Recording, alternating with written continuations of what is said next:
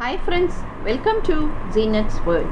இன்றைக்கி நம்ம சேனலில் 10 நிமிஷத்தில் எம்டி ஒயிட் சால்னா எப்படி பண்ணுறதுன்னு பார்ப்போம். ஃபஸ்ட்டு நான் இங்கே மிக்ஸி ஜாரில் 2 பட்டை 2 கிராம்பு போட்டுக்கிறேன். பெரிய வெங்காயம் ஒன்று கட் பண்ணி போட்டுக்கலாம். அது கூடவே இஞ்சி பூண்டு பேஸ்ட் 1 ஸ்பூன், மிளகு 1 ஸ்பூன், சீரகம் 1 ஸ்பூன், சோம்பு 1 ஸ்பூன்,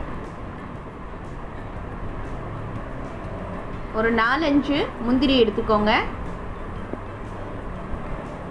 கொத்தமல்லி ஒரு கையளவு போட்டுக்கலாம்.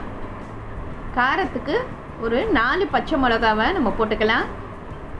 ஒரு 3 பீஸ் தேங்காவை சின்ன சின்னதாக கட் பண்ணி அதையும் போட்டு மிக்ஸி ஜாரில் நம்ம வேண்டிய அளவு தண்ணி ஊற்றி நல்லா நைஸாக அரைச்சி வச்சிட போகிறோம்.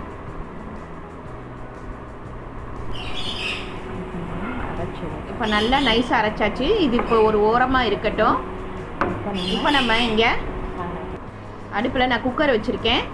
ஒரு 2 ஸ்பூன் எண்ணெய் விட்டுட்டுக்கலாம். அது கூடவே 1 ஸ்பூன் நம்ம நெய் போட்டுக்கலாம் வாசனைக்கு. எண்ணெய் நல்லா காஞ்சோன்னு 1 ஸ்பூன் சோம்பு போட்டுக்கலாம். பெரிய வெங்காயம் ஒன்று கட் பண்ணி போட்டுக்கிட்டு இஞ்சி பூண்டு பேஸ்ட்டு 1 ஸ்பூன் போட்டுக்கலாம். இது கூடவே நம்ம மல்லித்தூள் ஒரு 1.5 ஸ்பூன் போட்டுப்போம். அடுப்பை சிம்மில் வச்சுக்கோங்க. வேறு எந்த மசாலாவும் நம்ம போட போகிறதில்ல, வெறும் இதுவே போதும். நம்ம காரத்துக்கு பச்சை மிளகா, மிளகு, சீரகம் எல்லாமே போட்டிருக்கோம். இப்போ நம்ம அரைச்சி வச்ச அந்த தேங்காய் மசாலாவை இதில் ஊற்றிட போகிறோம். நமக்கு எந்த அளவுக்கு சால்னா வேணுமோ அந்த அளவுக்கு நம்ம மிக்ஸி ஜாரில் தண்ணியை ஊற்றி கழுவி இதில் ஊற்றிடுங்க. அவ்வளோதான், நம்ம வேறு எதுவுமே பண்ண போகிறது கிடையாது.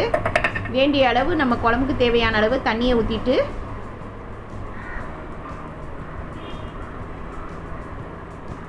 உப்பு தேவையான அளவு போட்டுக்கலாம். இப்போ நம்ம குக்கரை மூடி போட்டு மூடி ஒரு 3 விசில் வச்சிடலாம். 3 விசில் வந்துடுச்சு. இப்போ நம்ம திறந்து பார்த்தோன்னா சூப்பரான ஒயிட் எம்டி சால்னா அதை பாருங்கள் ரெடி ஆகிடுச்சு. சட்டுன்னு 10 நிமிஷத்தில் இந்த சால்னா பண்ணிடலாம். வேறு வெஜிடபிள்ஸ் எதுவுமே ரொம்ப தேவை கிடையாது. நம்ம வெங்காயம் அந்த மாதிரி தான் போட்டிருக்கோம்.